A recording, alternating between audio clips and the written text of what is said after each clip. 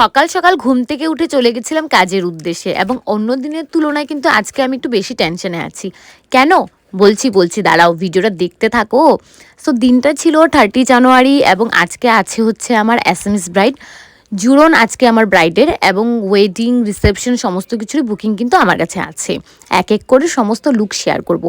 ও আমাকে আমার এক ব্রাইডের মেকআপ দেখে আমাকে বুকিং করেছিল। সো লোকেশন ছিল হচ্ছে গিয়ে বামুনি ময়দান এবং তোমরা দেখতেই পাচ্ছ কতটা পাহাড়ের উপরে এবং কতটা হেঁটে যেতে হয়েছে। এত জিনিস নিয়ে পাহাড়ে ওঠা সিরিয়াসলি ভীষণ কষ্ট হয়ে যায় এবং উঠে আমার অবস্থা একদম খারাপ হয়ে গেছিলো। বাট ব্রাইডের আঙ্কেল আমাদেরকে নিতে আসছিল, সো সুইট, ভীষণ ভালো ছিল। ভিউটা দেখো ভীষণ সুন্দর পাহাড় এলাকা।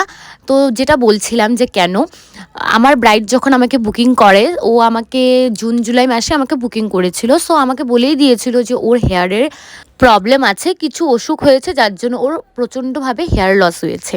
আচ্ছা যাই হোক, সো আমি বললাম তুমি আমার সাথে একবার দেখা করো। সো দেখা করার পর আমি জাস্ট ভয় পাচ্ছিলাম যে আমি ওকে কীভাবে হেয়ারটা করে দেব, বিকজ অনেকটাই ওর হেয়ার ছিল না।